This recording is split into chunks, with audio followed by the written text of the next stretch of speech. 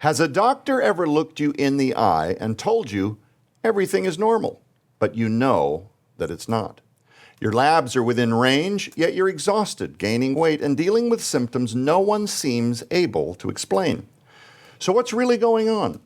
Are they missing something? Or are they measuring all of the wrong things in the first place? Today we're talking with a doctor who challenges the conventional model because there's a difference between being within range and actually being well. And understanding that gap is often the key to real healing.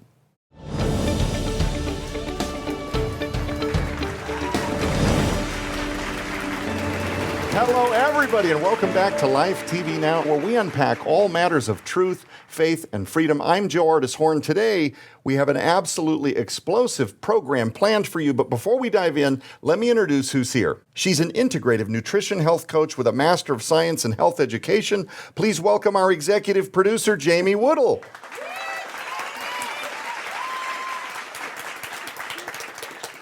And she's a traditional naturopath with a doctorate in holistic nutrition and is the CEO of Main Street Wellness Center and her supplement line, MediBlend. For over 30 years, it's been her passion to use cutting-edge technology and advanced lab testing to empower clients to make informed decisions and guide them to achieve optimal well-being. Please welcome our special guest, Dr. Ann Hines.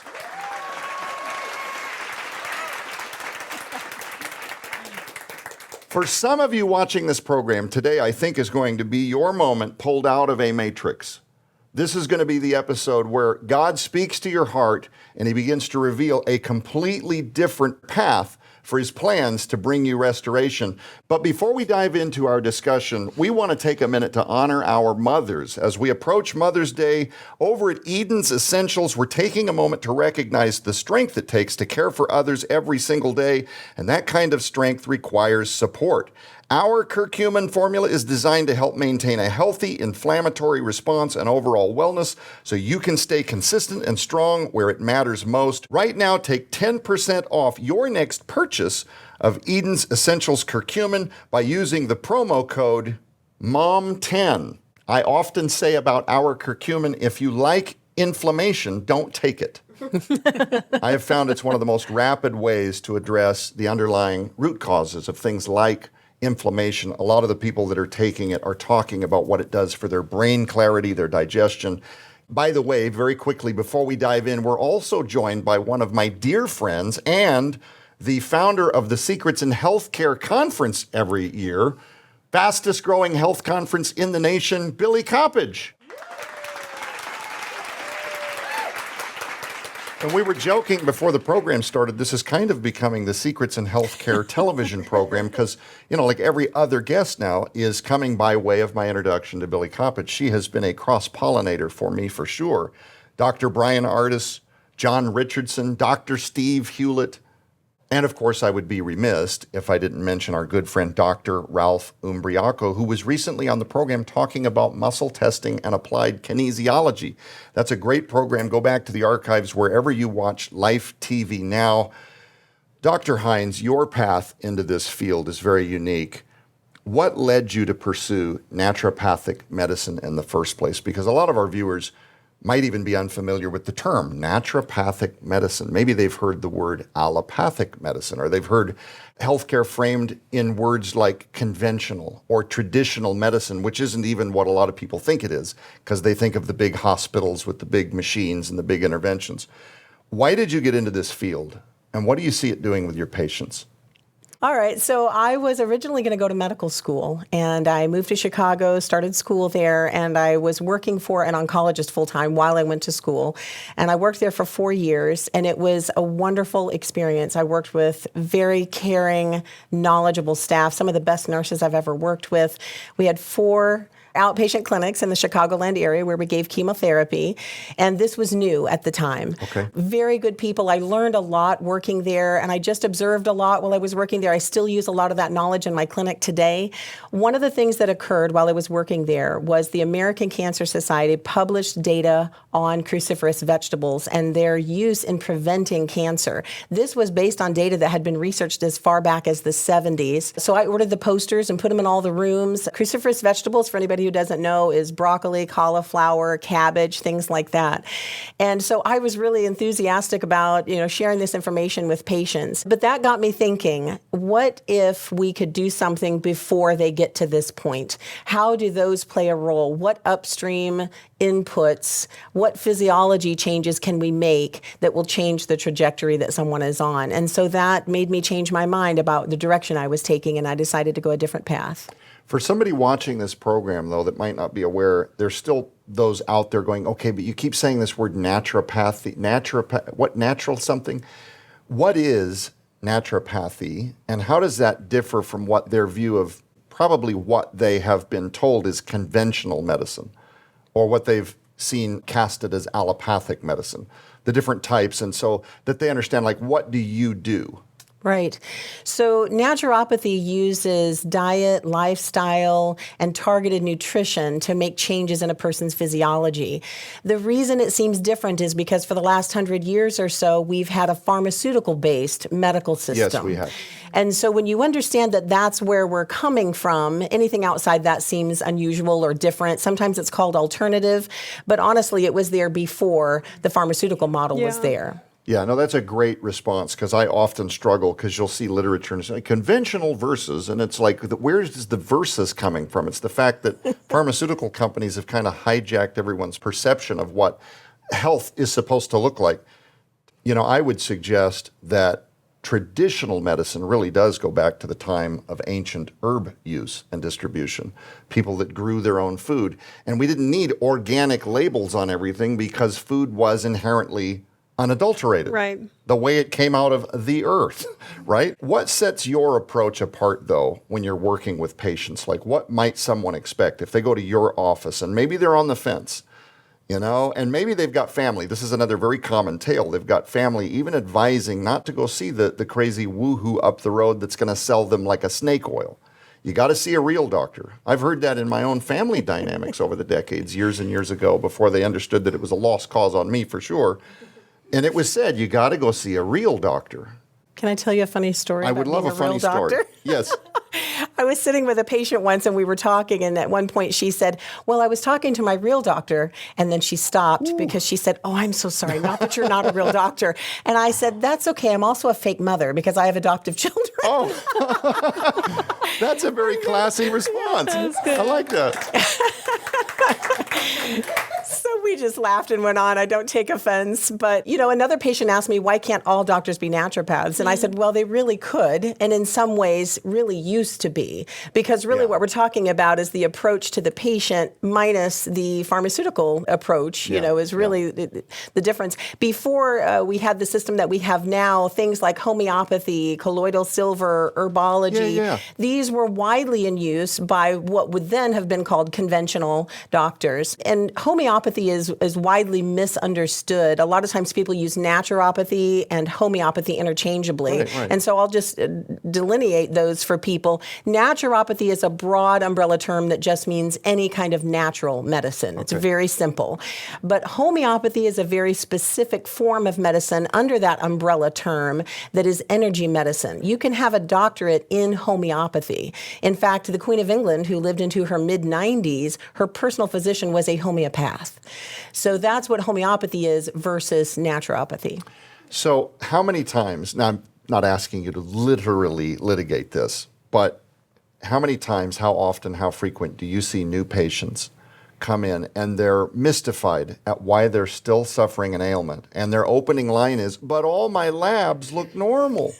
They're telling me this is psychosomatic. They're telling me my thyroid is great. Everything's in normal range, but they don't factor in things like bioindividuality or the fact that somebody's autoimmunity is actually a side effect of maybe a gut health issue that's underlying that nobody has ever addressed.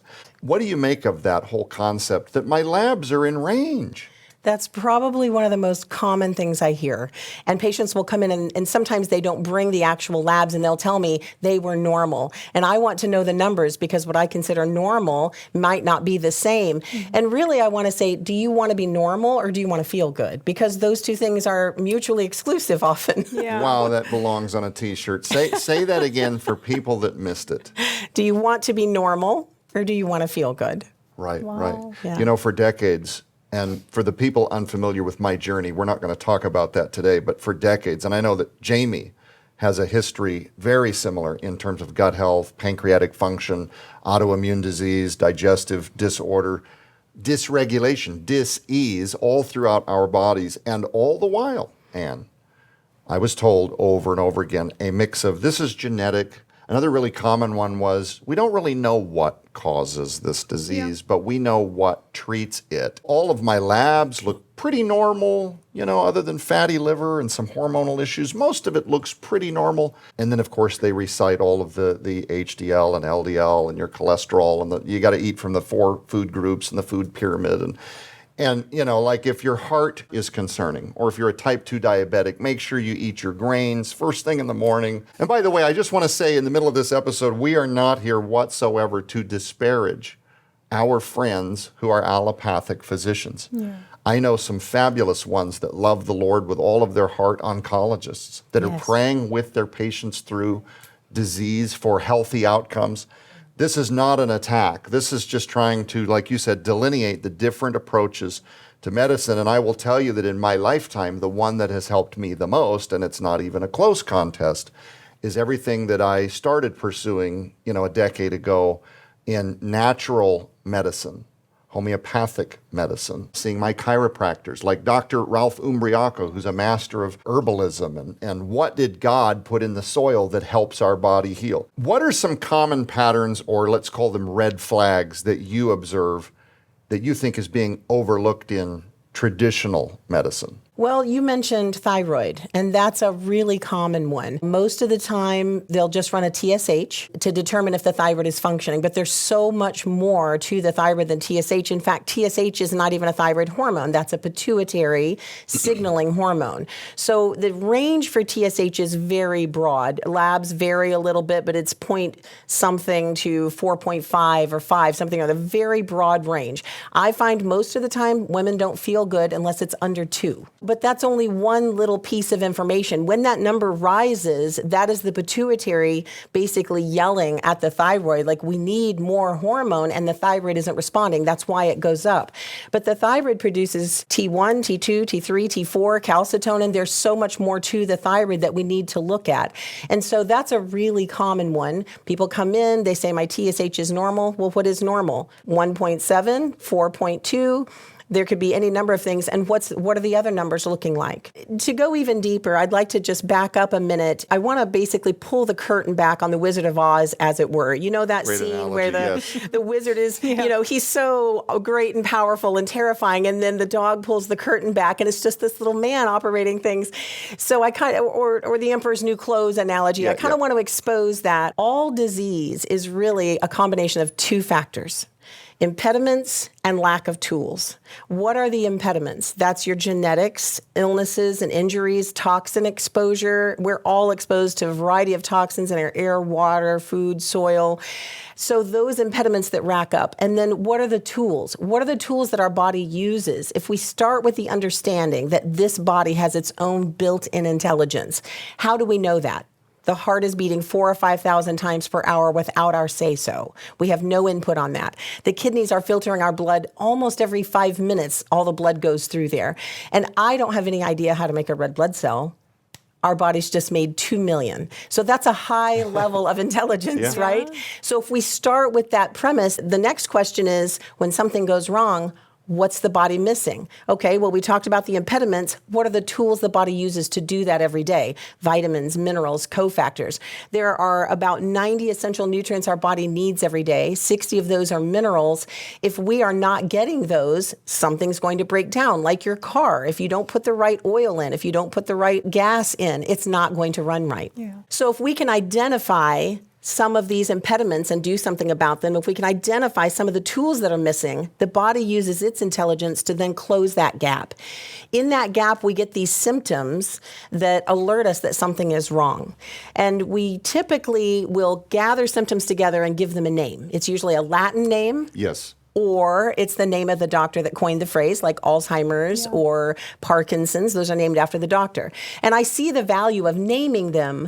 If you go into your doctor and say, my joints hurt and they're inflamed, he might say, okay, we're going to run some tests, see what's going on. You come back next week and he says, good news, we have a diagnosis. You have arthritis. He just said to you in Latin what you said in English. But when we say it in English, why do we think it's normal that all Americans, pretty much as they age, get inflammation in their joints to the point that it's crippling? That doesn't sound normal. But when you say everyone gets arthritis, somehow we seem to think that's normal. So I try to demystify it a little bit for people. Let's identify the impediments, let's identify the missing tools, and let the body close the gap. And when you say you just said it in English, for context, what you mean is when you went into the doctors in the first place saying, my joints hurt, that's basically what you're getting at. Yes. For context. Yeah. Right. He gives it a name, it's identified in terms of a diagnosis, and then usually a pharmaceutical is offered. But there aren't enough people asking, why is the joint inflamed? Yeah. Do you agree? Yes, absolutely. In another context, cholesterol is a big one. Let me lay out the difference between different types of medicine. When you go to your conventional doctor and your cholesterol is elevated, you're likely to get a statin to bring that down.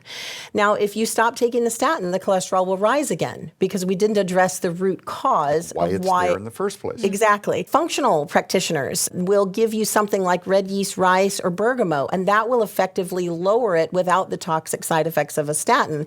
But as soon as you get off of them, it will rise again. When you see a holistic practitioner or a naturopath, the first question is going to be, well, first of all, is it really high? Because 201 or 206 is not really high. Yeah. But if it is rising, why? What is the body trying to do? Right. Yeah, and oftentimes if you find out that answer, what you're going to use to fuel health mitigates, like you said this very quickly, but I want this to land, the harmful side effects of something like a statin would be your assertion. Because a lot of people watching this program, there's still, again, many of you on the fence. You're not sure yet what to make of this crazy talk about natural medicine versus traditional medicine. And that might be the first thing that they ask. Yeah, but if the statin lowers the harmful cholesterol, why not take it? And by the way, I'm seeing this war on social media right now, on GLP-1s. And people are saying to me, when I've kind of pushed back on GLP-1s, they're saying, yeah, but what's worse, having a heart attack because I'm obese? Or what's worse, me suffering from mobility issues because I'm overweight? Look, I am not disparaging the people that are upset with me, even. I understand that this is just decades and decades of us being conditioned to take a medicinal intervention to fix a problem. But to those people, I see them as victims of a system that wants them to take that position. Because again, and I love you all, but why are you struggling with obesity? Is the fork and the plate being addressed at all? Is this sounding judgmental and kind of, I'm on a stump today, or is this resonating? Because I mean it from my heart in love. But I feel sorry for these people who have never been told, wait a minute. If you're struggling with weight, let's look at your thyroid properly and thoroughly. Let's look at what you're eating. But that's not what's happening. And then they're told, the risks of type 2 diabetes are much, much worse than maybe this intervention. And it's a literal war. This program exists because this is a war over the mind of an entire generation that believes in this system. And again, we're not disparaging the doctors, but we want to see true health restored for people, not symptoms masked. I think it needs to be said, too, that, Joe, both you and I have been on that side where we were relying on pharmaceuticals and we weren't getting better. So if you are watching this and you haven't seen our pilot episode or episode number 2, where we talk about our journey from conventional medicine to more of a traditional path, because the conventional way was not giving us the answers we needed, please, I encourage you to go back and watch the pilot in episode 2. So this is coming from a place of compassion and care that we want people to find real health and healing. Yeah, this is personal for us. That's a great point. And these programs always go way too fast. There's a couple of things I want to get at before we run out of time here. I've been to your clinic. I was there about, 5 weeks ago. It's a beautiful clinic, super impressed. I pull up PhD on the window. This gal has it going on. Nice staff, beautiful wall of supplemental interventions. And then just within a few moments, I could see your vision you're building on. It looks expansive. There's growth. This movement, I call it like an exodus from Babylon. You're seeing farmers markets pop up. You're seeing people pursue health conferences, and they are waking up to the fact that maybe some of the messaging on how we deal with viruses has been a train wreck. Yes. And maybe how we deal with our immune systems has been an abject train wreck. And they're getting more and more to where they don't just trust the mainstream media with their health decisions anymore. They've seen the cost, the side effects. When somebody comes to your clinic, first of all, where is it? How can somebody learn more about you online? And do you do things like remote or Zoom interventions where somebody living, let's say in Chicago, just can't come see you here in the Midwest? Walk us through that, because I guarantee you there's people watching this program right now like, okay, I got to talk to this Dr. Ann Hines. Yes, we are located in Willow Springs, Missouri, which is a small town east of Springfield, about 80 miles on Highway 60.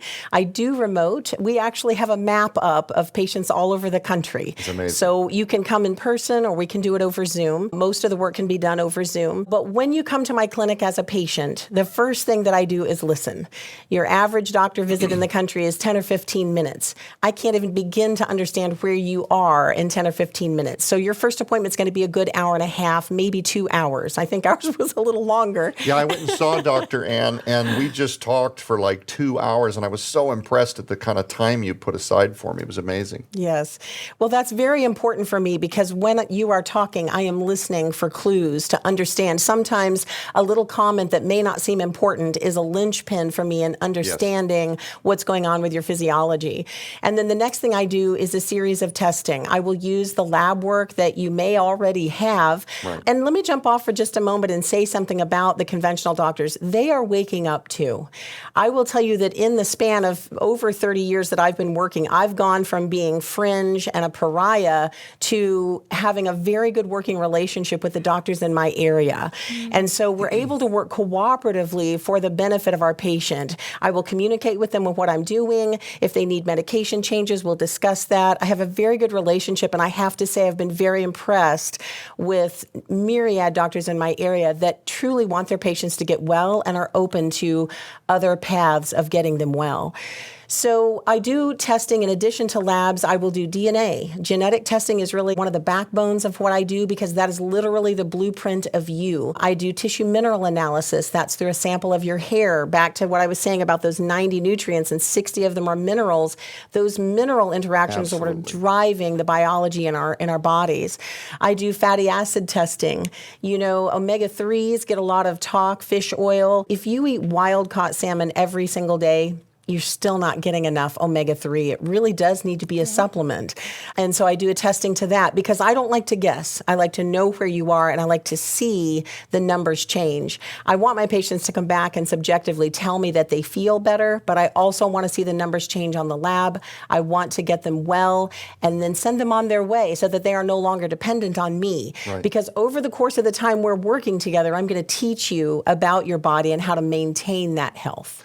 One of the things that you said when I was at your clinic several weeks ago that I have not forgotten, this was so profound because I've lived through this in both allopathic and then early on in naturopathic medicine as well. In fact, I wrote about in my book, Time Bomb, one of the first experiences I had with a naturopathic doctor was not a good one.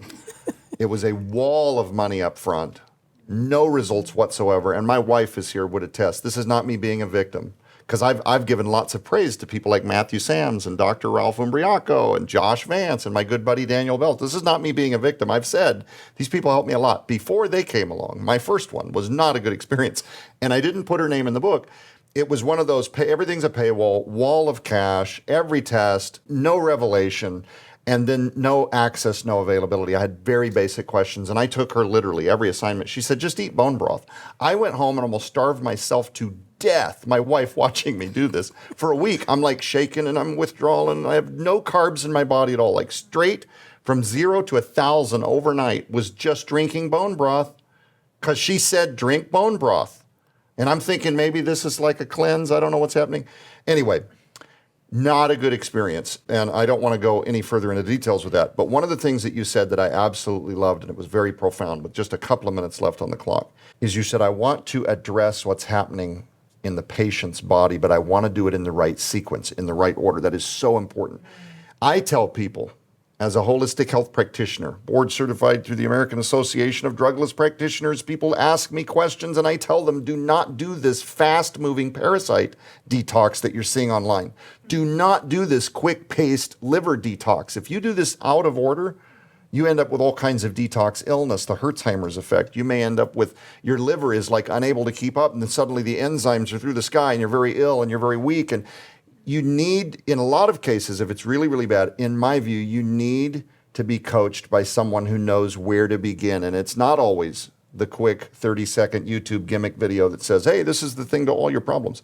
You have a sequence, and it's usually tailored to the person. Yes. Not a mass conglomerate of copy-paste people. It's the actual patient. Your approach is tailored and is very custom to what you're seeing their body needs. And something like a mineral test, that's not even a blood draw.